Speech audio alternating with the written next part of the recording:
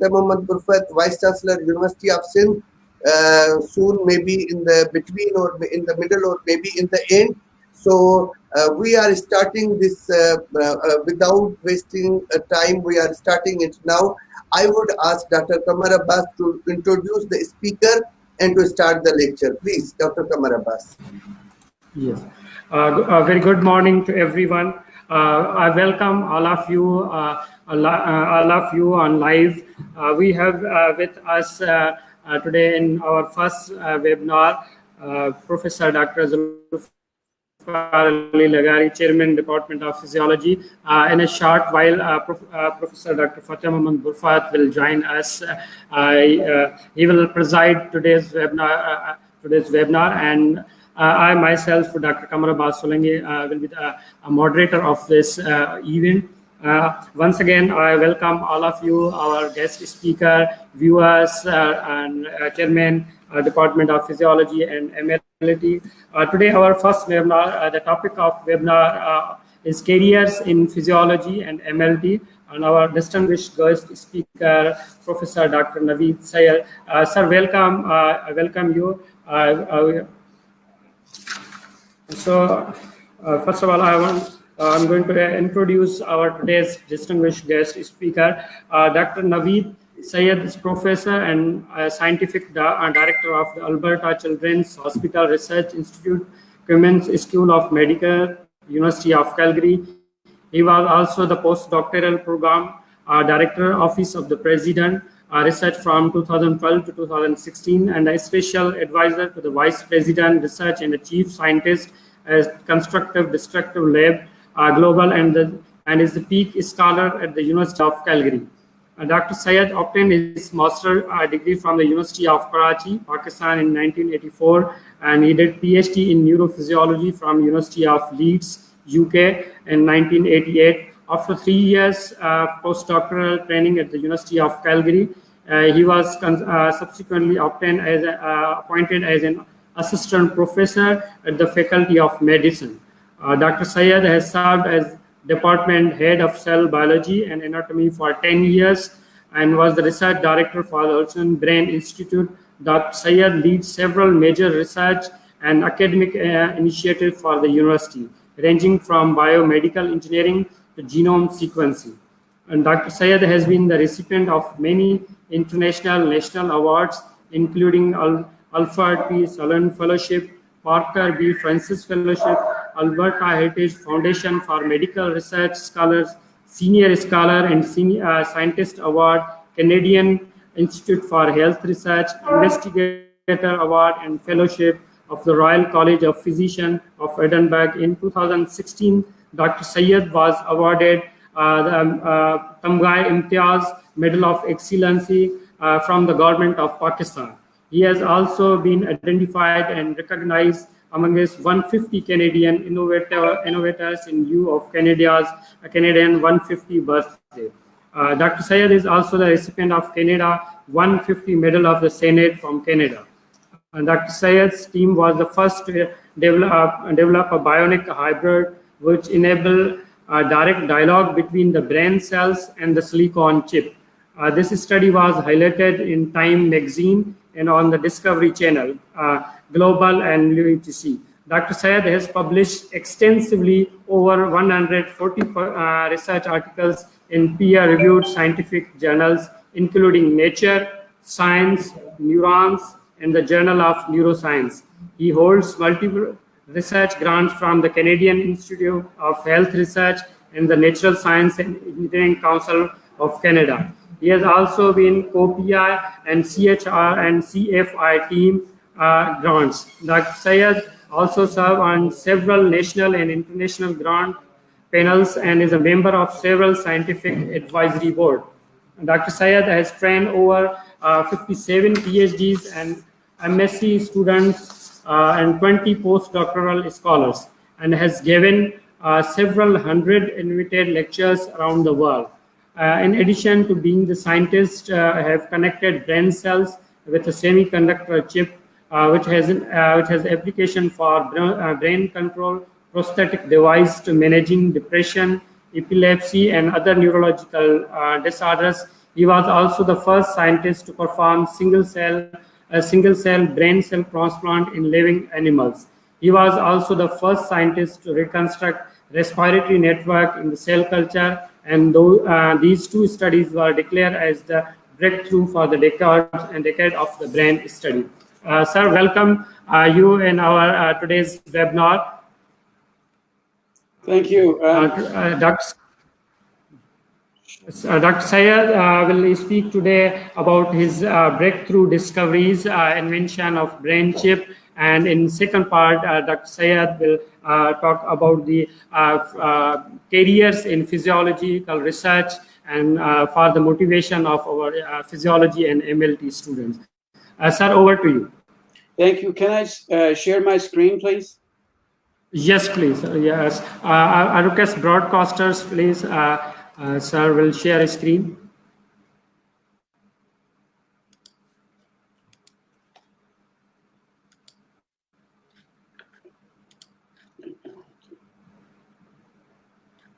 Yes, sir. Your screen is shared. Can you see my screen now? Yes, sir. Okay. So, Bismillahir-Rahmanir-Rahim. Assalamu alaikum. I really am grateful to Dr. Qamar Abbas for inviting me and for Dr. Lagari for such a kind and welcoming introduction. I also like to acknowledge Dr. Rasul Abbasi and also the Vice Chancellor of the University when he joins us, Professor Barakat. So, it's a really wonderful opportunity for me to be able to speak to you and the audience. Qamar recently or just now announced that I was awarded Tamgha Imtiaz. The interesting story is that when they asked me as to which province, because I was born in Punjab, but my education is from Sindh, they asked me which particular province they would like to be affiliated or like my Tamgha Imtiaz to be kind of named after. So I actually preferred Sindh because this is where most of my education was. My high school was Sindh Madrasatul Islam, where my grandfather Nasir Hussain was the actual principal for 17 years, and he taught that for years. And many elite scholars and scientists from Sindh province actually were his students. And then I did my intermediate from SM College in Islam out, and then SM College. So my roots are actually in Sindh, and so it's wonderful to be able to really speak to people, beautiful people of the province of Sindh, where all the 5 rivers merge, and actually that is really the wonderful part of all of this. So what I'm going to do is actually, first of all, introduce you to, where I am from. I am, from Calgary. Calgary is located in the foothills of Canadian Rockies. Canadian Rockies are some of the oldest mountains in the region. This is a very oil-rich province, and this is where 1988 Winter Olympics were held. So it's really a cool place. We are situated right in the foothills of Rocky Mountains. So if you drove on this part of the road, if I could share my pointer. So if you drove on this road for about 10 hours, you went on the other side of the mountain range, you will arrive in Vancouver, which is the western extreme part of Canada. And if you drove on this road for almost 3.5 days, you will arrive in Toronto. So Canada is really a large country, and it's a beautiful country, clean air, clean water, and there's wonderful people here also, and tremendous opportunities. This is the place where Winter Olympics were held. This is the Olympic Village. And then the downtown area is really all oil corporate folks and companies. So what I'm going to do actually today is to maybe reverse the order. As Qamar Abbas was saying, that I would probably talk at the end about career development and research and the importance of research. Actually, the importance of research has never been greater, because after COVID, the world is going through deglobalization, deurbanization, which would mean that all these countries, such as United States and Europe and Great Britain, now are having to worry about their own economy. So the scholarships, the money that they gave to our countries, even the technology that they handed us over, will not be available to us. So I think it is the time for Pakistan and the Pakistani research and science organizations to think about being self-sufficient and self-reliant.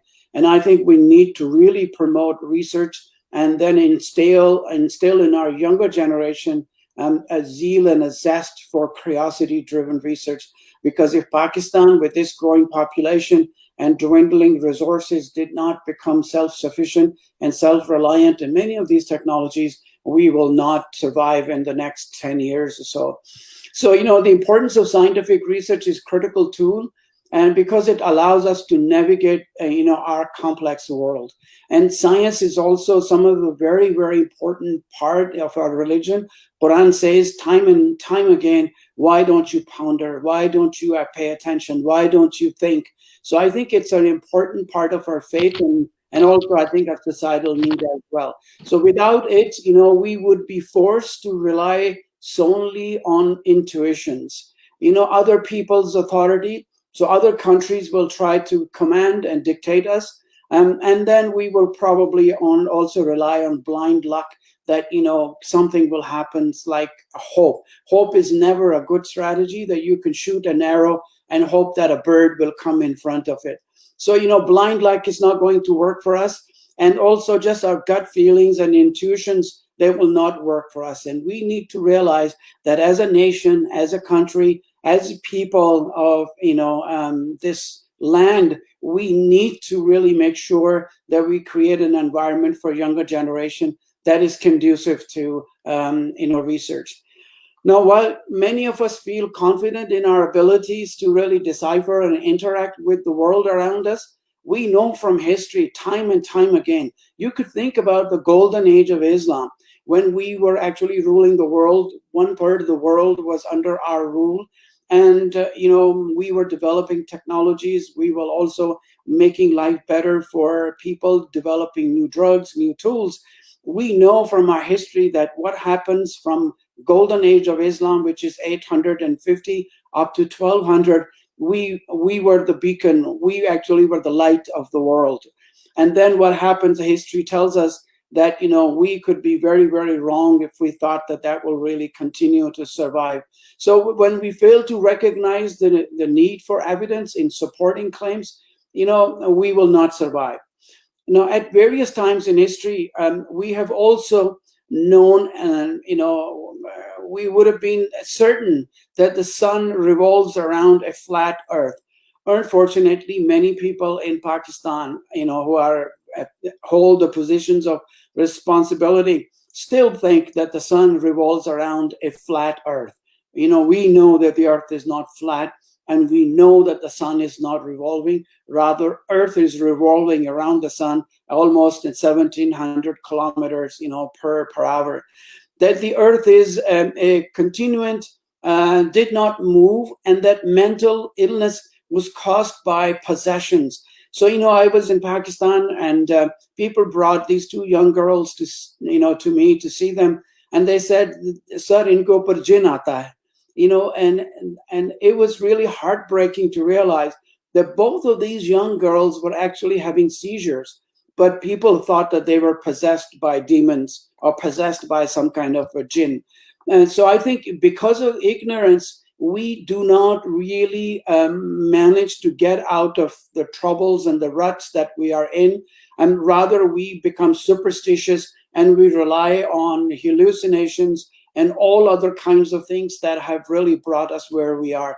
And it is our systematic, it's through systematic scientific research that we divest ourselves to our preconceived notions and superstitions and gain an objective understanding of ourselves and our world around us. So, the science really has nothing to be ashamed of, even in the ruins of Hiroshima, Nagasaki. Science is the one that actually finds problems for solutions for real world problems. And when we were thinking about this, I think this was the time when we ruled the world and we changed the world through our wisdom, our vision, and our technologies. So I think the importance for science is really unequivocal. The only place in Holy Quran where the word Muslim is defined as service to humanity.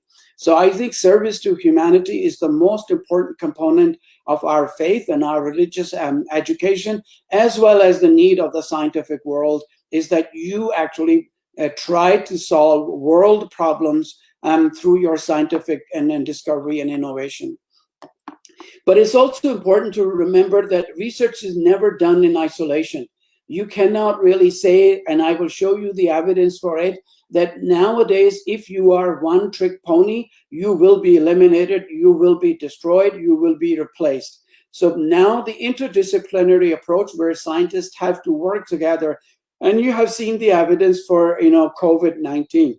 As to even the greatest nations such as United States, they were caught surprised, and look what has actually happened to them. So if people do not continue to move the wheels of science forward, the things come and haunt you. You cannot think about really that you have solved all the problems. So we must, choose people for our research team and our groups and our institutions very, very carefully. We choose people whose greatest desire is the success of idea. So, when you come up with an idea, when you're a vice chancellor or a department head, you could say that this is what we are today, this is what we will be tomorrow. And that tomorrow idea becomes really important that everybody in the unit should work for. So who can add value to others' thought? So we try not to really push our own agenda. As a scientist, we often end up looking for our lost keychain in a park or a parking lot under the lamppost. It's not because the key is there, it's because the light is there. That's the only place we can see. So what problem actually occurs is that we all then spin around that light source or the lamppost. And then we will never really find anything until and unless somebody comes to you and he says that, we should get out into the dark, and then maybe the key is somewhere in the alleyway. So I think, people's ideas and respecting their ideas is really, really important. And who must we choose for our teams? We can emotionally, people who can emotionally handle quick changes in the conversation. So when we are having a particular issue, we're talking about an issue, and all of a sudden we realize that, all of the work that we were doing, we got to drop our hands and then maybe go and develop a vaccine for COVID. And it's such a shame in Pakistan, people are dying because of snake venom bites. We don't have really any decent, vaccines for rabies. Children are dying for this. Most of our medication is coming from India, which is really not a friendly country for us. And our people, when they go for Hajj, they are not vaccinated for, meningitis or hepatitis. So I think, even when the vaccines comes, we are not able to really validate for whether this vaccine is of any effect or not. And I was actually talking to army generals, and I said, you are trying to pick fights with India, but I can guarantee you that if your soldier is struck by a bullet or a bomb from Indian side, you will be giving them medication and treatment that is made in India, 40% of the chances. So I think, when all of a sudden your priorities change, you should be able to change the conversation, and your team members should say, yeah, we will not let a child die in Pakistan because of the dog bite or because of the polio. I had written to Imran Khan about almost 18 months ago that, mark my word, within 7 months, you will see polio cases appearing all over your country. And because, it is really all of a sudden, the conversation would change from all the other things that we are doing to be able to really bring the nation together and solve these problems. So who also appreciate the strength of others in areas where they're weak. Our really problem in our countries is that we try to hire people who are less than us. They are less stronger and less qualified than us. And then we end up having an institute of midgets, not giants. We need to be able to really bring people on board who are better than us. They're stronger than us, because those are the people who will actually build our legacy that we have started. So there is glory enough for all. I think this is an important thing for our leadership also to realize that we need to bring the best people on our team. And people also who place what is best for the team before themselves, not just for themselves. At the end of the day, if I am benched, my manager team doesn't allow me to play, but I'm sitting on the bench and my team wins a World Cup or a gold medal, I'm a gold medalist. But on the other hand, if my team loses, it doesn't matter how good I have played, I will not be getting that medal or the Gold Cup. So I think it's important is that we work for the team. We can bring out the best thinking in the people around them. People who really bring in novel, creative, interesting ideas. We discuss about them. And so again, the idea is the collective collaboration, partnership is key to success. You need to raise the tide so all boats come up, not an individual game that we play. Now, people who are mature, their experience and success, in the issues under discussion. So they are really the people who will drive our research and innovation agenda, and people who take the ownership and responsibility for their decisions and not really start to blame other people. And when you leave the table, your attitude should be we, not me. And I think we need to take this me out of the whole scenario, because we will all be sinking if we did not think of the collective. So the sum is always greater than the parts of the sum. So in my lab, I always teach my students, and this message is really for students. We treat them as family members. I go with them on hike. We have picnics. We do all kinds of things. This is the family that we really hold. So I tell them there is no mountain high enough. And if you want to succeed, you should not be afraid of failures. Double the rate of your failure if you wish to succeed. And I think, but learn from lessons from your failures and then move on to the next stage. So the real power doesn't really come from muscles. It's the alignment of our willpower. The snowflakes are the most delicate things. You put it together, it becomes an avalanche. When you think about a ship, you take a button, a nut, or a bolt, or an engine, a propeller, you throw it in the water, all of it will sink. You put it all together, it becomes a ship, and it floats. So I think instead of really thinking about the individualistic approach, we need to really think about the greater good. I also tell my students that, when you are having troubles, keep moving all the time. And then every now and then, you should take a break. So I took them last year on a really major hike in the lab, and some of them really flattened out. But, it's okay. It's okay to sometimes take a break, take rest. But the idea is to really continue to move. And if you are not having fun what you're doing, you're at a wrong place. So we actually encourage them, our students and trainees, to go and have fun. And then make sure, always realize that you surround yourself with smart people. Because if you are the smartest person in that room, you are actually in the wrong room.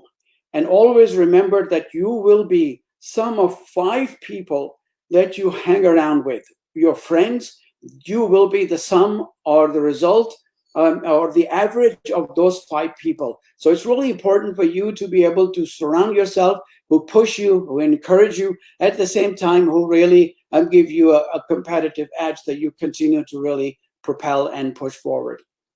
So my message to younger generation in terms of both physiology and where the world is heading, where we are heading, and what the world will look like in a decade's time, let me take you through on a tour as to what are the major discoveries and focus of research in terms of physiology that is happening in this part of the world.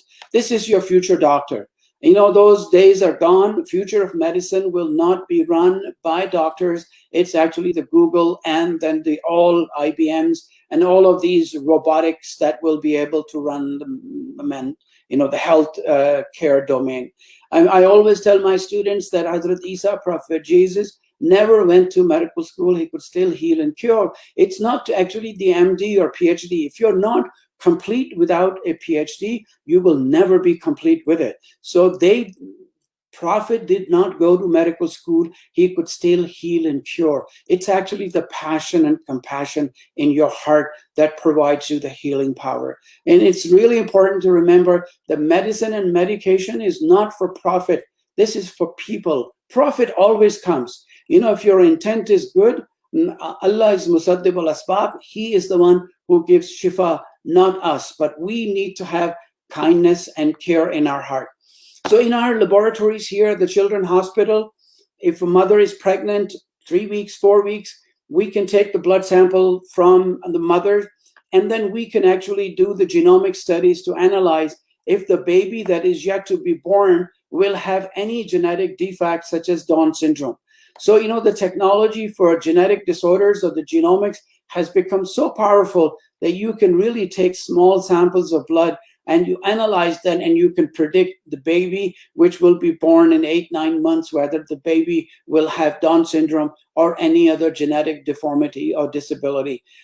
So, you know, the technology is going that far. So what do you do when you do find out that the child has a genetic defect in its genome? You know, you could use CRISPR or gene editing techniques whereby we can take that defective part of the DNA and then we can either eliminate it or cut it out or insert a healthy part of DNA that would allow us to be able to really cure that baby before any organ or anything else is really developed. So these powerful CRISPR technologies now allow us to do gene editing and, you know, with specifically modifying the DNA that we think needs to be modified. So I think these are the game-changing technologies that will have really tremendous impact on the field of physiology in general. We're also using now these either your own immunotherapies where we can activate your own immune system to be able to fight, you know, these cancers that are so debilitating and the major cause of death in our country and then the world around. And so you could use the immune cells that often sit around to be able to genetically program them to recognize the tumor cells and go and kill them the way they kill bacteria and the viruses. You can use really oncolytic, virus therapy, trigger, trained, and designed these viruses, such as that they could specifically go and target cancer cells. So I think these biological therapy, approach, which is using the restoration of one's immune system or boosting immune system, or then developing these viral techniques to be able to really get rid of cancer, is another major area, because this will be a devastating disease and it's getting worse around the world, where people are developing all different kinds of cancers. The other approach also, this was developed in Calgary. We were the first team in the world to do intraoperative MRIs, whereby you bring the biomedical engineering technologies and merge them with health sciences or health really related diseases. So normally what happens is that if a patient comes, the patient had a tumor in the brain, but when you do the MRI, you can design a particular area where the tumor might be. But what the problem is, when you open the brain, things look very different inside the brain and the situation of tumor. So what do? You could put a patient in a magnet and then ask the question, well, and I can maybe do live imaging and get rid of that tumor. But the problem is you cannot take any metal inside the magnet. So we have developed these titanium robots. And these robots, because they're made out of titanium, we can send them inside the magnet. The live image is projected out on the big, huge screen in the operating room. This is where surgeon is sitting with joystick in his hand and using these really haptic control devices to be able to take out tumor with exquisite accuracy and with as little damage to the brain as possible. So these hybriding operating rooms are really where you have half machine and half human working together in hospital, performing surgeries, even as far as, you're sitting in Hyderabad or Jamshore or other places, and you can have a surgeon in Karachi or Lahore performing surgery on that patient. So these hybriding operating rooms are also really becoming part of correcting the physiology that has gone into pathology and things have gone wrong. Let me show you this thing. Reality. In the near future, tragedy may come with new choices. Imagine you've been in a car crash that's killed your daughter. Is she okay? Is she okay? Or has it? She's breathing. Is she breathing? Hey. Is she okay? Time of death, 9:17. Your daughter's brain was not impacted by the accident. If you wish to scan her brain for digitization and upload, you have approximately 5 minutes. Do it. Now imagine the power you wield when you can order a digital copy of your daughter's brain. And do you know what comes next?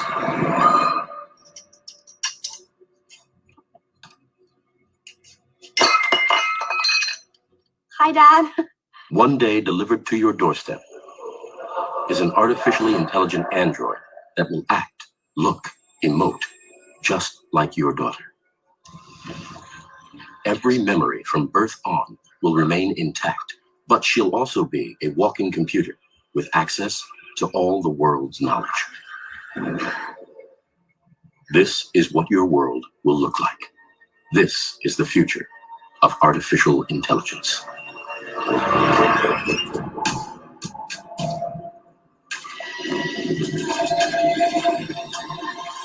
It's the deep future. Your body, gone. You're all computer, all the time. Let me also introduce you to Erica.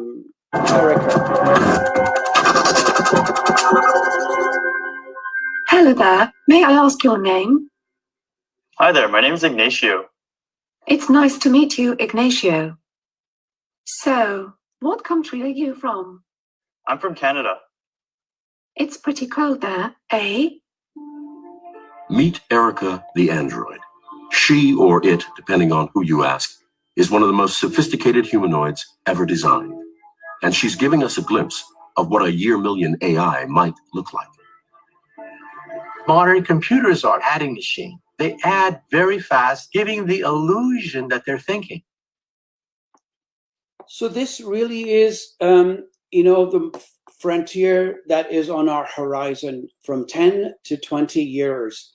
How do we get there? And what it is that my research team is actually doing to be able to get to that point, if we ever get to a point of singularity where we are actually at par with these robots and these machines. So when you think about a human brain, it really is about 3 pounds, and it takes on almost 20% of our total blood output. There are more brain cells or neurons in the brain than there are stars in the galaxies in the Milky Way. And this brain is extremely complex, and everything that we do, we imagine it actually relies on this squishy stuff, which is 3 pounds, 3 pounds in weight. So when you think about the right size of my brain, the right side, right cerebral hemisphere of the brain is actually, is more like, relies on sensory feedback or sensory input. So it is now, it's here, it's what does it smell like, what does it taste like, what does it feel like, and what does it look like. So this aspect really relies on sensory information that is coming in, and that part of the brain deals with that exclusively. So the energy in the form of these sensory perceptions, it enters the right part of the brain or right cerebral hemisphere, and this right part of the brain will actually determine as to what is going on in that present moment. So in that present moment, it thinks in kinesthetically, it thinks in motion, and it thinks really in movement most of the time. And so when this part of the brain is activated, I am connected to all the people who are connected to this network. So we are actually a one big, beautiful, world, which is a la land. It's a wonderful thing. And this part of the brain will realize that who I really am. So people who sit in this part of the brain all the time, they are really a solipsist, what we call them in psychology terms or in neurophysiology terms, solipsist, that they do not believe that the world exists outside their right cerebral hemisphere. They think this is it, and then nothing else exists and nothing else really matters. The left part of our brain is a very different story. So the left part of the brain really it thinks in languages. It will take all of the sensory information that has come into the right part of your brain. It will organize it. It will, categorize it. It will analyze it. It will scrutinize it. And then in the context of our past, it will put it together with the past information, and then it projects it on the screen that deals with our future. So it will give us really the holistic approach to our mind. And this is the part of the brain that tells me or reminds me not to forget to pick up my bread on my way to home, otherwise there will be no breakfast. This is the part of the brain which is also very analytical. It reminds me that I have to do my laundry, otherwise I'll have dirty clothes. And this is also the part of the brain, more importantly, that tells me who I am. And this is the part of the brain that tells me I am. And the moment that happens, I am separated from the right side of my brain, and I'm also separated from all of you. So, these two parts of the brains that they talk to each other, the corpus callosum, which runs in between, and it provides the bridge between the more realistic world and the analytical world, which is the left part of your brain. So, these brains are really interconnected, but the important question that we ask in our lab is that how does our brain function? And it's a multi-billion-dollar question we've been working around. The whole world has been working around trying to figure out how brain functions. And the other important thing is, if a brain cell is damaged or part of the brain are damaged, either because of stroke, trauma, injury, Parkinson's, Alzheimer's disease, all of these pathologies that happen to your brain, because natural replacement of damaged brain tissue doesn't take place. Mother Nature doesn't want to touch to really repair this the way your skin gets repaired, or your kidneys get repaired, or your liver gets repaired, and your blood gets replaced. The brain is untouched. Natural replacement of brain cells after development doesn't occur. So you really have to live with the loss for the rest of your life. So one of the questions that we ask is that, how can we repair this? Is there a way for us to repair this? And then the final question is that, can this brain be connected with machines so we could really have future, what we call reaching the point of singularity, or brain-controlled prosthetic devices, or brain-controlled semi-autonomous devices? And I will show you the examples today that we have been able to actually achieve this and do this. So brain is really the fastest growing organ in the human body. Every 10 to 15 minutes, there are millions of brain cells that are added during the developmental phase. You can see how fast and rapid the brain is growing. So anything that will perturb this growth pattern in utero, when a mother is pregnant, taking drugs, stress, trauma, and other aspects, it will impact the development of the brain, and then the child could actually result into a dysfunctionally connected brain. So the development is really fast. We cannot afford any mishaps in terms of physiology, in terms of its makeup. And these brain cells are then constantly connecting. They're wiring together, they're firing together. And this connectivity that is being received by the dendrites of a neuron and then passed through its axon to other cell type is really critical for all parts of communication between brain cells. So we know in the brain, we can now label them with all different kinds of antibodies, with different colors. We call that brain bow. And these neurons, which form the fundamental unit of brain function, or a single brain cell, they really connect with each other through synapses. So synapse is a contact point between two brain cells, can actually talk to each other. And this is where neurotransmitters, this is where the actual action potentials are triggered. But these synapses then between neurons and neuronal networks, they make up what we call the neuronal circuits. And these neuronal circuits then give rise to any particular behavior, from simple reflexes to complex motor patterns to learning and memory. But these connections are not hardwired. It's not like your computer that the wires are, or the signals are actually going in one direction, but the brain is highly plastic. It changes all the time. So even after this lecture, when you go home, you would have gotten new synapses if you stayed awake and if you learned a few things. And this new synapses will allow your brain to have that synaptic plasticity. And this synaptic plasticity forms the basis for all learning and memory. So parts of your brain circuit really relies upon the genes that are present during the time of your inception and then gestation period, and then the epigenetic after birth will really, the sensory input coming will refine these networks to create final motor outputs that will be controlling particular behavior. So just remember, the brain cells and neurons are also supported by glia. The glia not only provide the glue or support, but they are actually active partners in a tripartite relationship to modify or modulate the synapses in the brain. So these synapses are, comprise the neuronal circuits, and these neuronal circuits control behavior, but the circuitry is also highly plastic. Every time you learn something, your circuit will change all the time. So as I said, you have tens of billions of brain cells, and each and every cell is so complex. So if you think about one brain cell or a neuron to be size of a soccer, you can fill an almost auditorium with the dendrites that it has. And a single axon, you can make 5-kilometer long water hose, which is about 5 inches thick. And it is absolutely incredible that how it actually happens. So during development, you actually have, when a baby is born, baby has twice the number of these brain cells, but soon after birth, half of them are killed because of programmed cell death. And then you are left with certain number of brain cells, and then no new brain cells will be added in most part of the brain. But they connect through special structures, as I pointed out, synapses.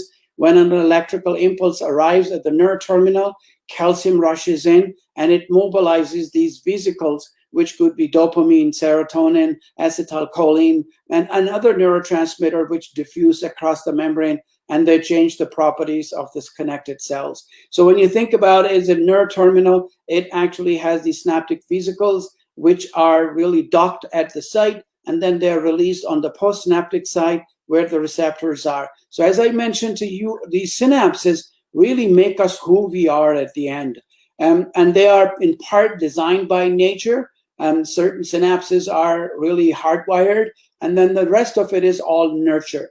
And if these nurturing components are missing, for example, if you have a kitty cat or a chicken or chick, you put a patch over one of its eye just for a few days, and when you remove that patch, that kitty cat will be blind in that eye for the rest of its life. So this sensory input is really important for the formation of these synapses in the brain. And if you think about children who cannot hear, they actually cannot speak, because the input that nurture was supposed to provide left the brain circuits really unable to connect and form circuits. So when you think about a chemical synapse, and what happens is that at the nerve terminal, you have in the extracellular environment, you have lots of ions, calcium and sodium and potassium. And when an impulse arrives at the nerve terminal, these ion channels will open up, allowing these calciums to enter through these ion channels. And when calcium rushes in, this calcium will then bind to synaptic vesicles. So these are the calcium channel opening. Calcium enters, it binds to the vesicles, mobilizes them, fuses them with membrane, and now these neurotransmitters, dopamine, serotonin, will be released. And when they're released in the synaptic cleft, they bind to specific receptors on the postsynaptic membrane, and there the sodium and potassium channels will open to either hyperpolarize or depolarize, or either to activate or inactivate a neuron. And then once it's activated, the impulse travels from one neuron to the other. So brain cells really communicate through these networks that are established in the brain. And as I said, that genetic or environmental perturbation of the brain can render these circuits dysfunctional for life. So to give you an example of these 2 brain scans of 3 years old boys, and this one was really loved and normal life, nurtured, cared by the family, looked after well, provided in a rich environment. Look how big its properly developed brain is. This child was actually extremely neglected, beaten up, and we actually got some of these kids from these terrorist training camps where these kids were chained and they were abused and they were really neglected in so many different ways. and not allow their brain to develop. You see, their brain is no different than bigger than a dog's brain. If you ask them to blow themselves up, they will blow themselves up. If you ask them to bark as a dog, they will bark as a dog. Major parts of the brain have missing connections, so the brain is really, really neglected. So nurture plays really, really important role in the development of brain. That's why I think in our education system, it's important to expose our youth and children to these creative, innovative technologies that will really affect their brain and stimulate it to the next level. So the other interesting thing about brain that you may not know is that it actually is not that smart as we think it is. You know, your conscious part of the brain only scans 40 frames per second, whereas the unconscious part of your brain scans 1.2 million frames. So you know that if you let your unconscious part of the brain run the show, it will take over everything from you. So the important thing to realize is, if I ask you, where is your foot at this stage? You know, you normally wouldn't know until I reminded you, and all of a sudden you started wiggling it and you realize your foot was really there. So we also have, our brain doesn't have any built-in emotional brain circuits. You know, most of the time it really does guesswork. You know, it kind of hallucinates and it tries to make up things based on the left side of the brain, where the sensory input, which is the auditory input coming to your brain, is now being analyzed and categorized, and in a way that the brain will ask the question, did I see anything in the past? And what would it really look like if I thought of something in the future? So it's trying to really figure it out, but it has experiential blindness that doesn't allow it to make those decisions. So I'm going to test you here before you fall asleep. I'm going to test you here with something. If you could tell me, and anyone who could actually tell me what they see here, I will be able to provide you with our first brain chip that we developed here. So, you know, your brain, because it has not had experience with this image, and it depends on where, which state of the mind and your imagination you are in. If you are thinking about a camel, or you're thinking about a fish or a whale, your brain is really wondering, trying to figure out, where did I see something that I can relate it to? So the right side of your brain is seeing this image, and it is unable to, when it projects to the left side, it is unable to really figure it out until I show you. And I remove that curtain. All of a sudden, you see this snake has these stripes, and you could see its head, and then to see the rest of the body. Now that you have experienced this image, you are no longer experientially blind. Now, if I project this image back to your brain will have no problem figuring it out what it is that it just saw. See the snake actually appearing to you. Now, let me show you another example. Now, in this particular case, your brain is still wondering and trying to figure out what it is. And, you know, and you cannot figure it out for the life of you, because it's really, you have been experientially blind. Your brain is unable to see this image until I actually show you. And when I show you this image, all of a sudden, it makes perfect sense. And whenever you will see this image again, your brain will no longer be blind to that image, and you will be able to actually figure it out right away. So this actually, you know, is an important aspect of your brain, because we know that it's not that smart as we think that it is. So we should be able to actually fool it. And now let me show you an interesting thing is that, you know, as I pointed out, you have conscious part of the brain and the unconscious part of the brain. And the unconscious part of the brain really runs the show for the most of the part. And this is the one that gives you hallucination. This is the one that will give you deja vu. And you will say, oh, I have been here before. I think I have seen this place. Have we had this meeting before? So that really is the unconscious brain playing a trick. But, you know, your brain can also be fooled. Practice. Here you can see the fake hand focusing on it. There's the real hand not focusing on it, simultaneous stroking. And there are various ways you can test it. So what you really see here in this particular image is that this individual was only made to focus on a rubber hand. And actually, you can do this experiment in your lab too.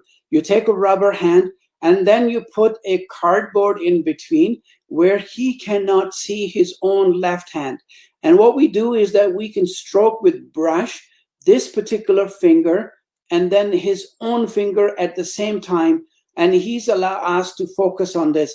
And within actually a minute or two, his brain start to think that this particular rubber hand is actually his own hand. And this is the approach that we exploit to fool the brain to be able to control a prosthetic limb or an artificial hand or an artificial leg. So, you know, when you think about it, here you can see same time, fake hands focusing on it. There's the real hand not focusing on it, simultaneous stroking. And there are various ways you can test it. So, you know, your brain is highly, highly adaptive. And that you should keep in mind is that is really the plastic nature. First of all, it is really does a lot of guesswork. It's not always hardwired. And you can also fool it by changing the sensory perception of an individual. So, you know, when you think about neuroscience or neurophysiology, it is really a holy grail of neuroscience, a fathomless abyss. And we don't know how does it really work, how to fix it when things go wrong. And then the important question that we ask is, can biological intelligence be simulated by super intelligent AI or artificial intelligence devices? And what happens when we reach the point of singularity where these robots and these machines actually think, emote, and then feel just like humans? So that's the journey I would really like to take you on. So this is a brain, as I pointed out, it's extremely complex. And then to be able to understand, we had to really map all different neuronal circuits and different parts of the brain that control different functions, you know, from emotions to from motor and sensory perceptions. And because natural replacement of damaged brain tissue doesn't take place, stem cell approach is not going to work in the brain because they end up into tumors. And so we wanted to really think about an out-of-box approach. What can we develop? These semiconductor chips and devices, and we blend them in such a way that they become biocompatible, and then they simulate the activities of what the brain cell networks do, and then can we actually pair them with brain? So the idea was that can machines or these semiconductor electronic devices, because brain is actually a machine. You know, it performs on the basis of, as I said, electrical signals. You can light a couple of bulbs in your own room because of the electricity that your brain has. And then also it really uses chemistry whereby it exploits, you know, the neurotransmitters and the synaptic machinery at the synapse where the brain cells are communicating. So, you know, this was a crazy idea. Everybody thought that we were nuts. It's not possible to take a semiconductor chip and pair it with brain. And then the technology that was already in the market was such that you have these people who are suffering from Parkinson's disease. And the surgeon and the doctor have tried everything to give them all kinds of medication, but none of them work. And so the last choice for them is that we open up their brain and we insert a deep brain stimulation electrode, and then the patient has a little button that they can stimulate. And whenever they stimulate, it will actually stimulate those brain cells that are surviving. And these brain cells then fire and are activated. But the problem is, with this stimulator stimulates these neurons, and sometimes it overstimulates them, and they're crying and they're screaming, stop, stop, stop. But nobody really listens because there's no feedback loop to be able to talk back to the stimulator. So it's a one-way talk. The other technology that is available in the market is for epilepsy, where you mount these electrodes in the brain. They're connected with brain cells. And whenever a person is having seizure, these transistors can only pick up the signal, but they cannot do anything about this. So what we wanted to do was to actually create a semiconductor chip whereby we can build these stimulators on the chip to stimulate these brain cells. And when this one fires, this cell will then communicate with this one. And when this cell fires, there is a transistor underneath that picks up a signal. So we complete a loop whereby an electronic device can talk to brain cells, and then brain cells can talk back. And this was really prerequisite for any brain-controlled prosthetic devices or machines. So what can happen now is that if these brain cells have lost their contact because of stroke, because of trauma, because of injury, and then these cells are not connecting, for example, from your brain, you have had a spinal cord injury, they are not talking to spinal cord neurons, we can actually bypass this using these transistors built onto the chip.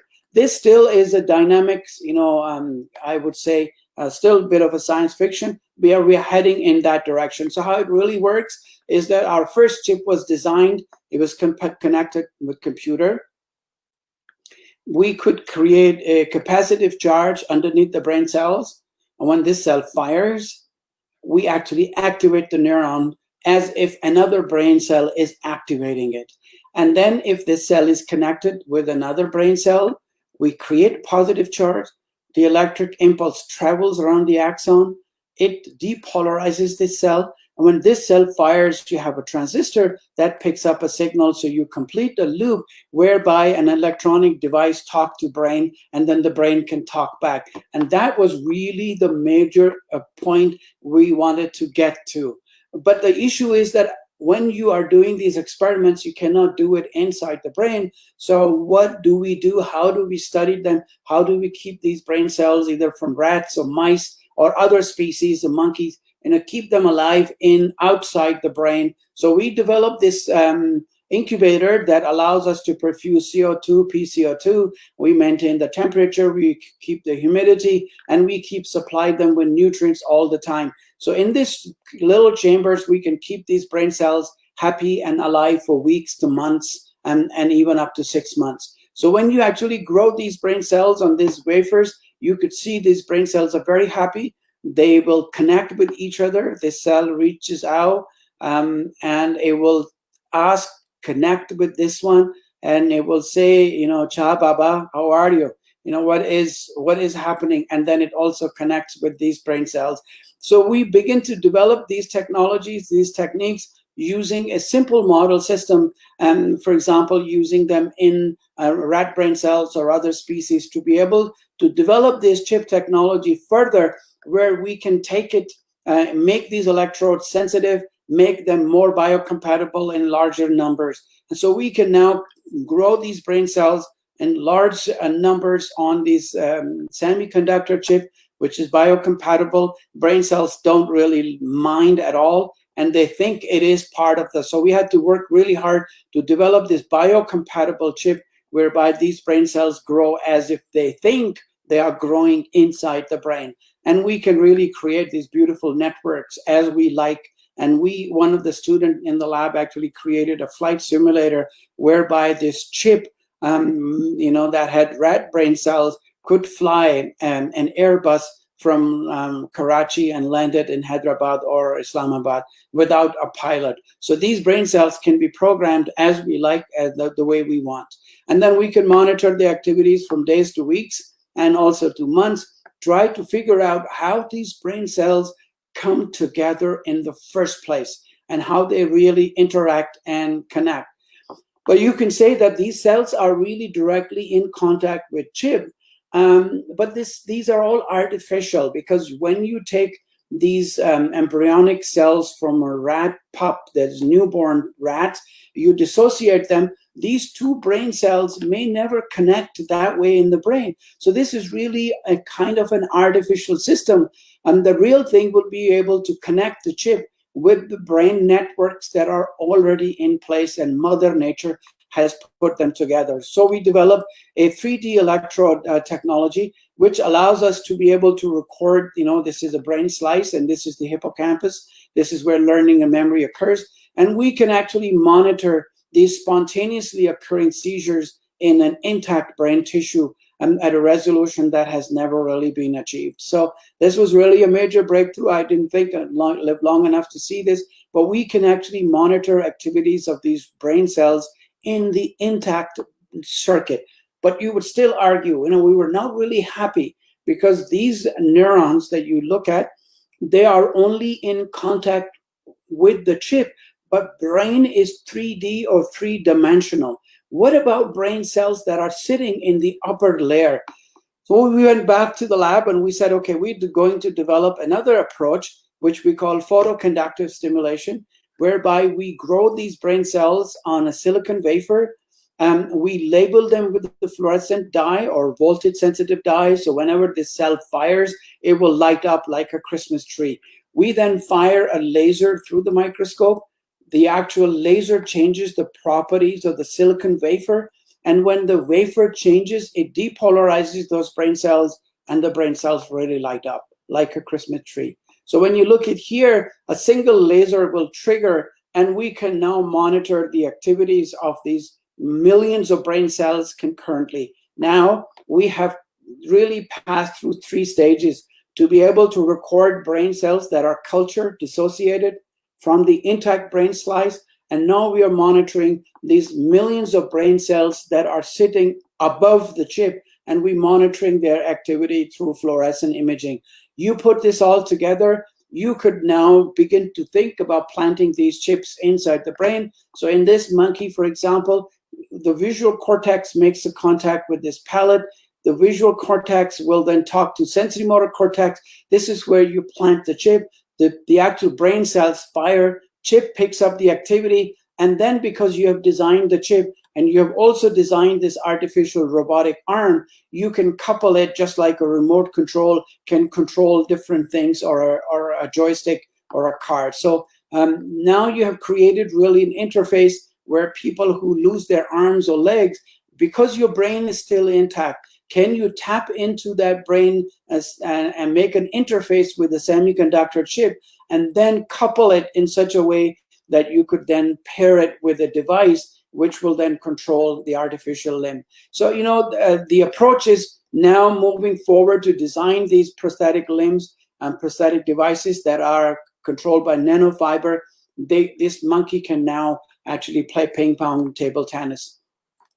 So we wanted to take our approach now in the clinical setting, and we first targeted seizures in people who have really, children have seizures and they don't respond to drugs. Surgeon has no choice but to really try to go in and take out that big chunk of tissue in the brain. So the surgeon will plant these electrodes in the scalp. The child is now kept in the hospital for 10 days. It's attached to this 10-foot long cable. And then they stay there for 10 days, and the surgeon tried to figure out where the seizures are coming from. These electrodes are not very sensitive.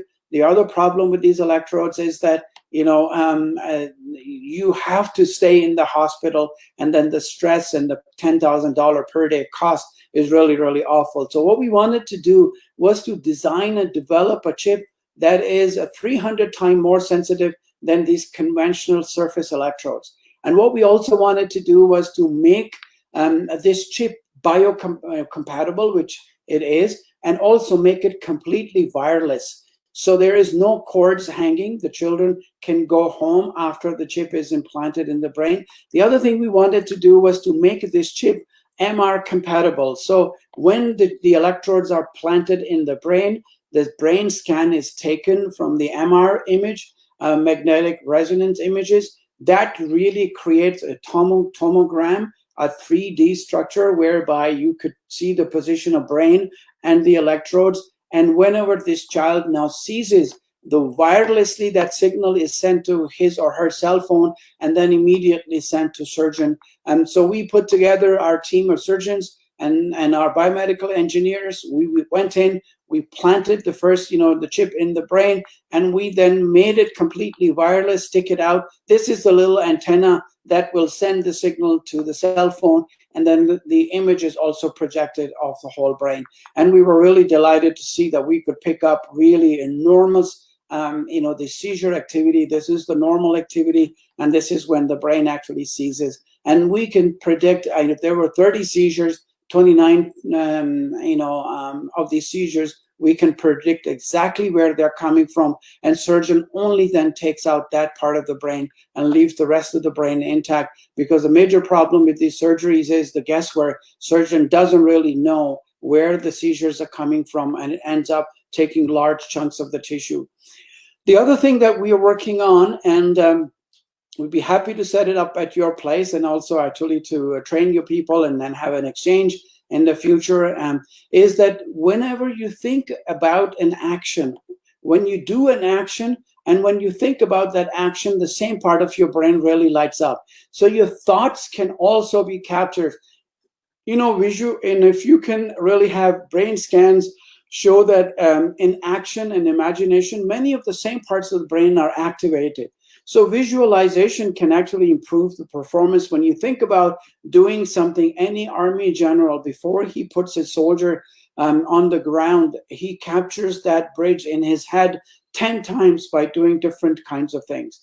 So, you know, throughout a translation machine, you know, taps into motor program in a person or animal who imagines this thing. So we actually, to put it to test, this young student doesn't know where the car is.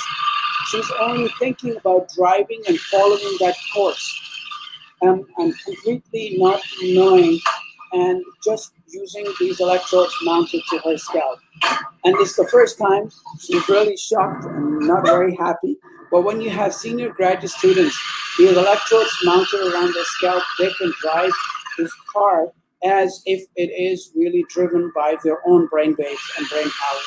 So we can drive these cars, you know, the semi-autonomous ways without a remote control by just thinking through our brain. So if you can tap into information processing capabilities of the brain, then the sky is really limit.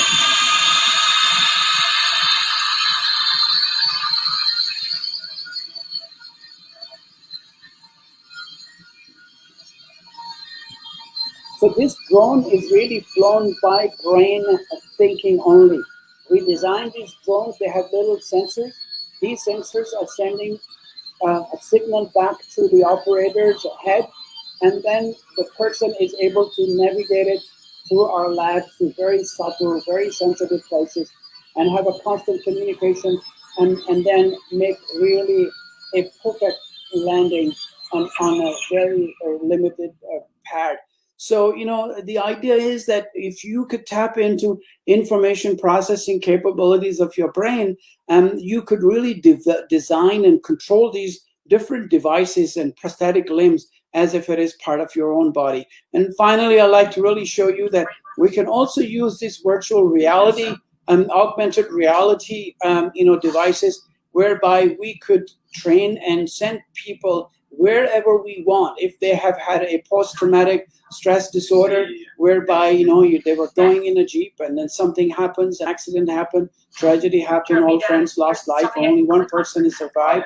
And we can reprogram the brain by using these technologies to be able to really get them to forget that bad memory, a bad incidents, eliminate, and then allow them to really have a much better outcome. So I think the virtual reality and augmented reality is also becoming a thing of the future, whereby it becomes such a powerful teaching and training tool, whereby we can shrink you down into a blood cell and send you into body, and the entire body, and a brain, everything else is in front of you. So I think even in this lockdown time, when the classes and the practicals are not feasible, one can still really use this technology to be able to really teach and train students at a resolution that has really never ever been possible before. And it is so much fun to be able to really even become a surgeon or become study physiology. You can go through kidney, you can see the nephrons, you can come through, you know, the liver, and then you can go through different you know, parts of the lung or heart or you know, atrium, ventricular tissue, and then even enter the brain and different parts of the brain. And so these teaching tools are really becoming very, very important, and we use them to actually change the students through this. So really the take-home message for you, for us, is the life is really, really changing dramatically. And, you know, these technologies whereby we are tapping into information processing capabilities of a human brain, and then passing it on and building on these smarter devices with the artificial intelligence. But, you know, I always remind people the data is not information, and information is not knowledge. Knowledge really is not wisdom, but wisdom requires consciousness, which so far only humans are the species that have conscious. But what if we can actually tap into the limbic system where our consciousness resides, and then we actually empower these machines to become really the robots. And this artificial intelligence and machine learning is becoming also really, really important part of our program, whereby the idea is that we could develop these artificial intelligence devices, and hopefully a time will come when we will be able to live together with these robotics and these artificial stuff. So things are really moving fast. But can it find you love? I don't think so. For this, you still have to go shadi.com. But for most other parts, I think we are able to really tap into information processing. And if we really stopped, paying attention to what's happening around us, and we don't go with the time, we will be at the receiving end of these technologies. So I think with this, I would end my presentation. And I'd really like to thank everybody for their attention and their their focus. I'm sorry I kept you for so long, but the idea really was to make sure that we provide you with the interesting perspective or interesting input in different areas of research that is really being conducted here in our lab. And I also really like to thank you all for the opportunity.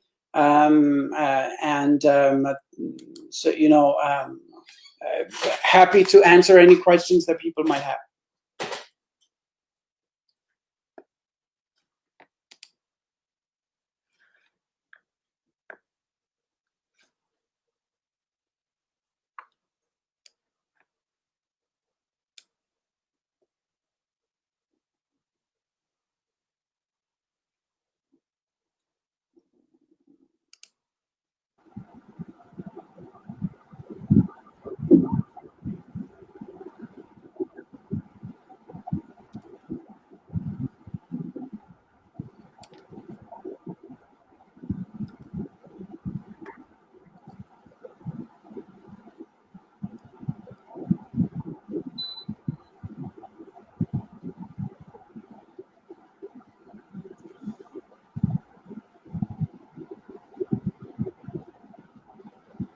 Yes, I think some questions are coming. And one student has asked a question that can this chip control the emotionality or the things related with emotion? This can be aggression or something like. Can these be controlled with this chip? Question is asked by one of the students.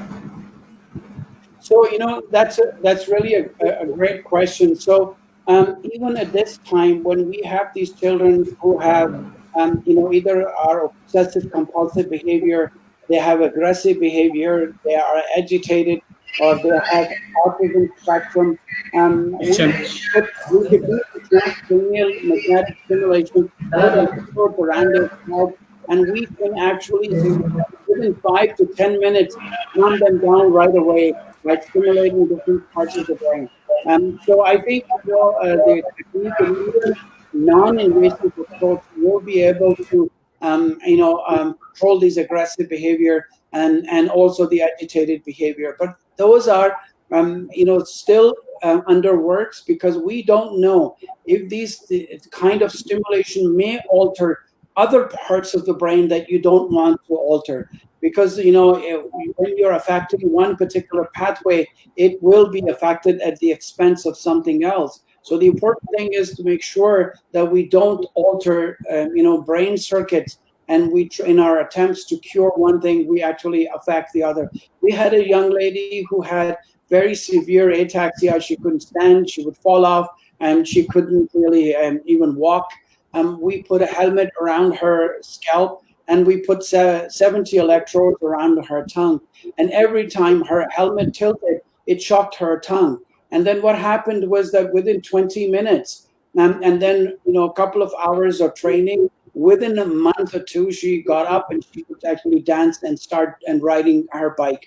Because what happens is her tongue became her sensory motor cortex. So you can really reprogram different parts of the brain and to be able to do things that otherwise are altered in the brain because either developmental disorder, trauma, injury, disease, or tumors.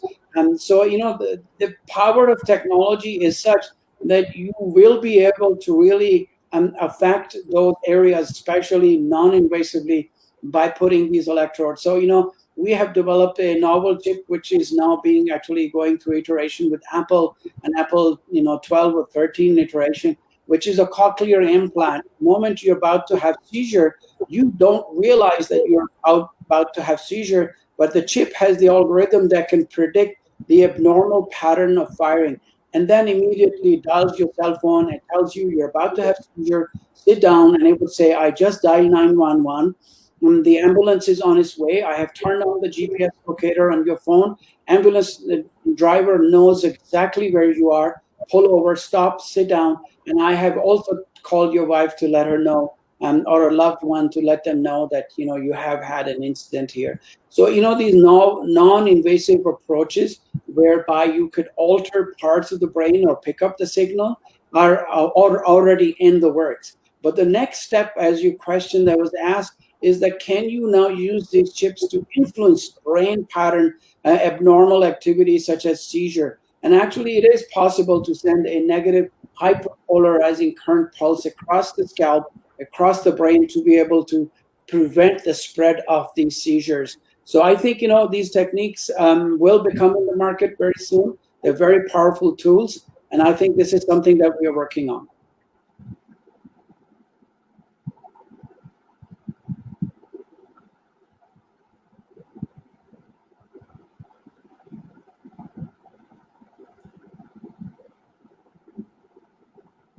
So I think I can see a question from Khalil Rahman. Also, actually, that's really a great question. So, the thing is that the moment you plant inside the brain, because brain is a scale covered up. So, when a surgeon performs the surgery, he takes out the scalp, and then, you implant the chip actually comes out, and then the chip heals around, the wound heals around. And the temperature stays the same and that is inside the brain. So you actually don't have to adjust the temperature. But on our incubator, we adjust the temperature by using the plate on which these brain cells are sitting. And we actually heat up to 37 degrees. And it is always maintained the actual temperature of the solution. So in the brain, when you plant the chips, you don't really have to do anything. Chip will automatically be adjusted. But, the technology is going in place whereby people who are blind, you could actually plant the chip, inside the retina. And then because the chip creates a lot of heat and temperature goes up and that could damage, your eye, you could put these actually camera out on your lenses, on your glasses, and then glass becomes the outside link. And then it projects the image wirelessly and also powers the chip wirelessly. That is part of your retina. And it is connected to optic nerve and then to your visual cortex. So, these people, when they put their glasses on, they can really see this. And in that case, we have to make sure that the temperature is really regulated. And these novel chips are powered from outside. So it doesn't really create or alter the temperature of the brain.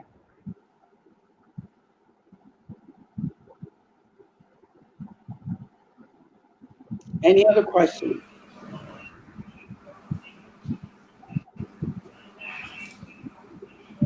Please, Salal, broadcaster, will post these questions.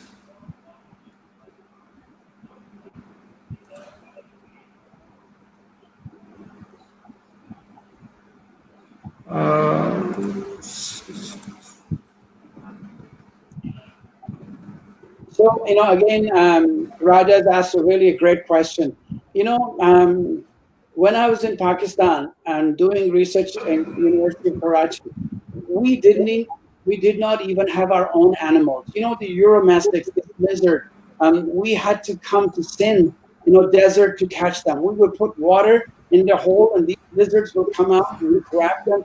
I still have several bites, you know, and they will bite you and they will flip you with their tail. We would bring these animals in the lab and actually do research, and the equipment was really terrible, pedestrian. So I think, you know, even though the opportunities are not there, and you know the scientific tools are not there, but you need to really have that zeal zest. And we are so proud of our youth and our young minds. You know, they're brilliant, and our also I think teachers, professors are also fantastic. They are all really, trying to encourage you to think. Pakistan, alhamdulillah, I always say it's the tafsir of Surah Rahman. It's the best place to be. You know, one Sindri Am and one Anwar Ritol, you know, and one, you cannot hide even a chiku or have anywhere in the world that taste things as flowers are beautiful. You have your beautiful land, your fields, grow beautiful crops. You have mountains that touch the sky. And we are proud of our younger generation. They're so smart, intelligent, they're really resourceful. And then we have a lot of them. So 50% of our population is under 25. So I think, you know, they should not believe or think that anything can stop them if they set their mind up. You know, after completing my master's, I took a one-way ticket to go to England. I had no money, I had no tuition fees, I had nothing. But my passion was with me. And I said, you know, I want to do PhD, I want to really explore this. And then, you know, Allah is musaddibul asbab. He creates the opportunities. He creates the path for you. All you need to be able to do is that you can say that, I will do my part, as you have told me to do tafakkur, to do, you know, thinking hard. And then Allah does wahi. In Quran, Allah says that I do wahi on an ant, I do wahi on a bee, I do wahi on a tree. So the wahi is actually done, but He's looking for your intent and willingness to really work hard. The only place where the word success comes before work is actually in the dictionary. The language of victimization is the biggest victimizer. It really takes the wind out of your sail. You know, to say, oh, we don't have the opportunity, we don't have this, we don't have this. You know, even with the most primitive equipment, when you will be amazed that we used to use smoke drum when I was doing my master's.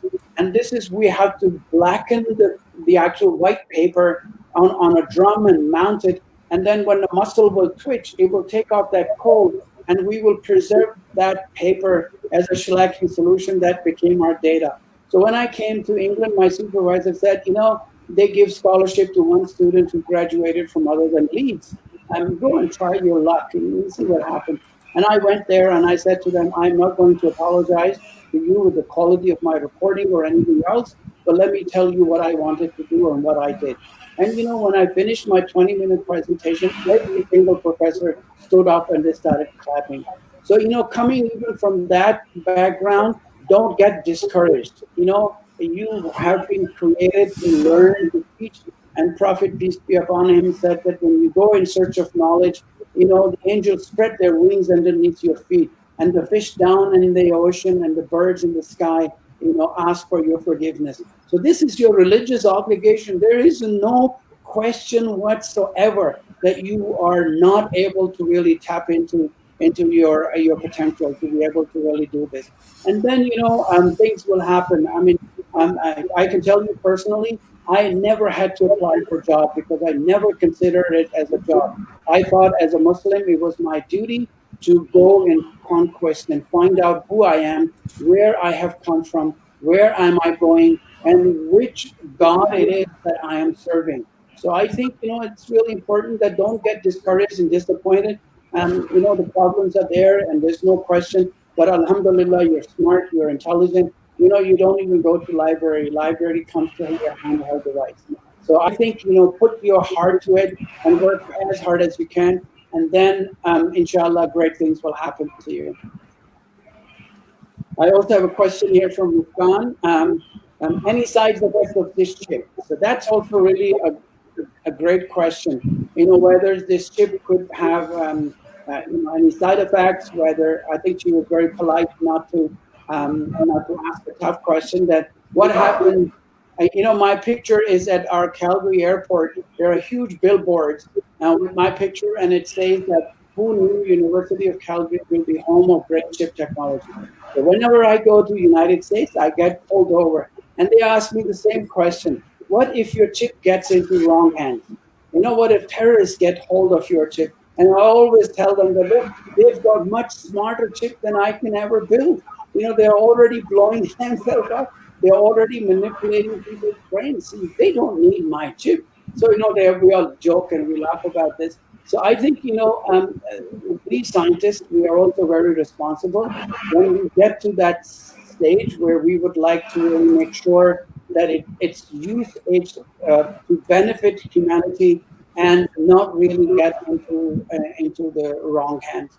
And that also its side effects. That's why it has taken us a decade of research try to eliminate any potential side effects or toxic effects that it might have. So you have to go through very rigorous FDA approval and finally getting to that stage where we are ready to plant these chips. And we hope that that we will not compromise any.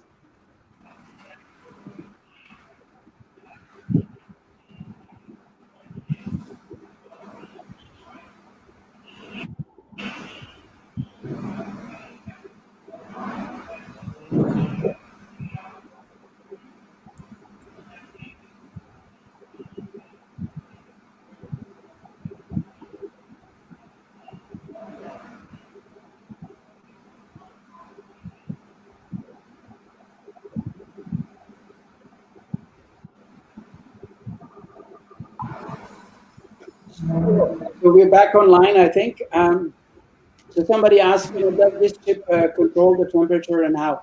So, once it is part of the body, you don't really have to control temperature at all. And it doesn't generate any heat or anything because there is no really, we don't pass any electric current, or it's not cool CCD camera where the temperature has to be minus, 40 degrees or temperature raised. So no, the chip doesn't really create any temperature, or it has, it is at the same temperature. And we built a thermoregulator on it, and it constantly tells when it's planted in rats or mice, or even in human, it maintains the same temperature. It is just like when you break your arm and then they put a little steel plate. The steel plate will be at the same temperature as the body is, so the chip doesn't really affect the temperature.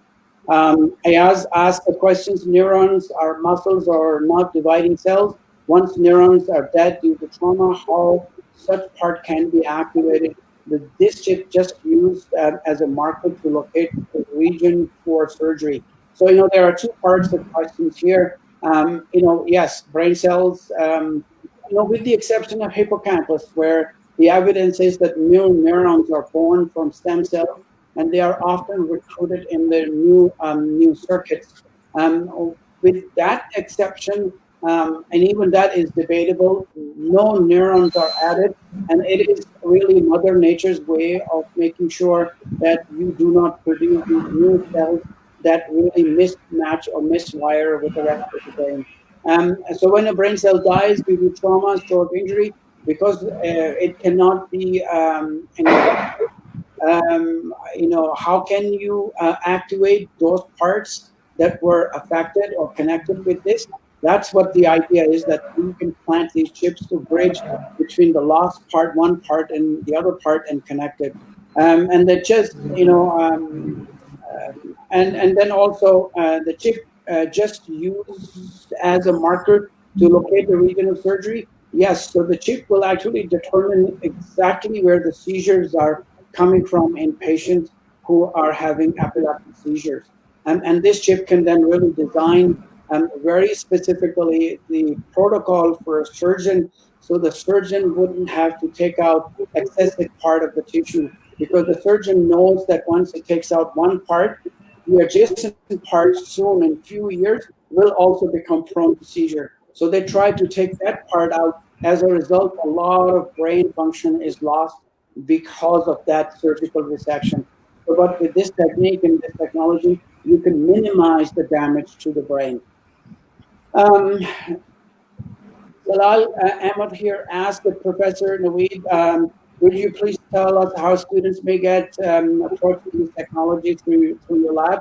Our students do learn neurophysiology, but unaware of the link with artificial intelligence. So, these are really interesting and an important question. I think once you bring in speakers who could really create an anchor for you, for us, my generation is the last one that really cares about Pakistan. My children wouldn't care about Pakistan. And then we keep telling the government to, for God's sake, tap into our ability, what it is that we can do to help and build. The irony is that for Karachi University Physiology Department, I sent a whole container of equipment, electrophysiology equipment, to do electrophysiology recordings. I went there 3 months later. Once it arrived in Kamari, I asked the university folks, where is that equipment? And they said, oh, it's still sitting at the shipyard. And when I went to open the container, because of the salty, environment, it was all rusted. So, people need to really take these things seriously, that they need to empower younger generation. Because, if I have not trained trainees who can read my papers or who can actually cite me, I will die the moment I am dead. So I think the important thing for all of us is that we train these youth and younger generation, and this younger generation will then be able to read our paper, and through them we will live forever. So research actually makes you immortal. You live forever. If there is a building that's made up of science, there is a brick that has your name. As long as that brick is, the building is there, you continue to live. So I think the important thing is that we can reach out and help. We can create and set up a memorandum of understanding for really students to come and learn techniques. And we will also be happy to really provide equipment to help you out to do those experiments. So I think, but you need to get hungry. You need to get really passionate.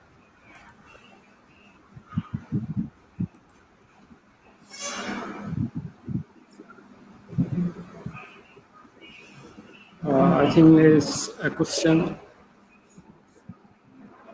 So Zulfikar, I think questions are over. Now Vice Chancellor may be busy in somewhere else.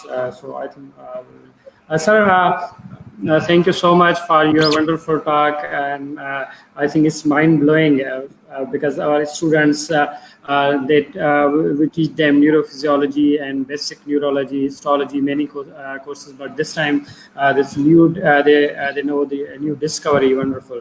So I just request you, so our physiology department have faculty, they are willing for this technology, and how can we can collaborate each other, because we want to be in collaboration with you. So can you please give us any opportunities for our department in any type of collaboration in writing some research grants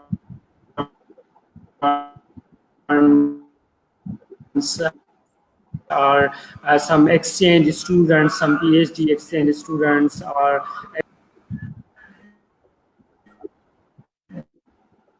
Professor Naweed.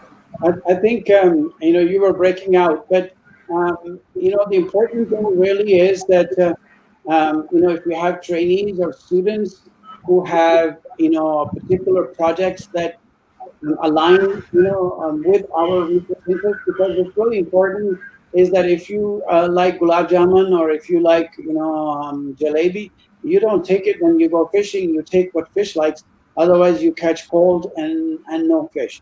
So most of the times you really need to pick students who are really, really interested and serious about doing research in a particular area, and that they have really enough background knowledge to be able to understand concepts. And then we could actually create opportunities for them to come and spend the summer in the lab, because winter is really too cold here. They probably will not even get out of their room. To be able to create those opportunities, and at the end, when they go back, we hope, our idea is that if you give somebody a fish, they can feed their family one meal. But if you teach them how to catch fish, they can actually look after their own family. So most departments need to do is that they need to be able to really empower and develop these technologies and techniques, and writing grant proposals, and we can help them how to think. But the most important thing is that people don't just do it for randomly for the sake of getting out of the country or getting a label that I have been in Canada and in this lab. You need to pick people who are really serious. And the same thing goes with the faculty who really want to learn and then empower their own people. We are there to help.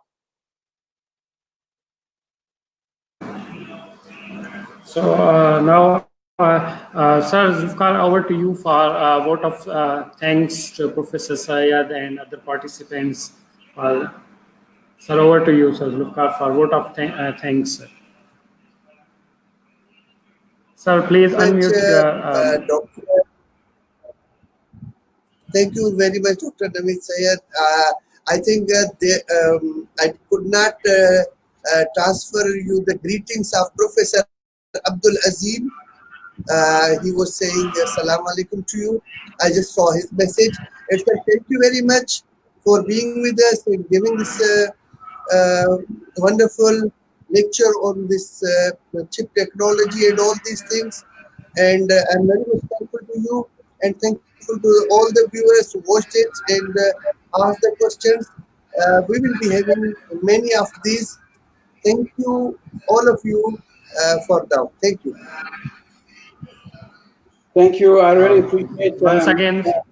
I really appreciate you inviting me, and it's a privilege. It's so good to be connected with my own people. My heart actually, physically, I'm here. My heart is in Pakistan, and because you are the family, you are the part and parcel of who I am, and this is where I have come from. And anything we could do to really help, empower our own people, and that will be the greatest joy for all of us. So keep up doing what you're doing. May Allah bless you, because at the end of Prophet Muhammad, peace be upon him, his hadith says that a scholar among his people is like a prophet among his own ummah. So you are like a prophet. Your responsibilities are really, really enormous, and nothing should give you greater joy than to see people who stood on your shoulder. They see much further than you did at your time. So in them you will live vicariously forever. So God bless you. May Allah be with you, and may Allah prosper Pakistan. Pakistan Zindabad. Thank you. Wonderful.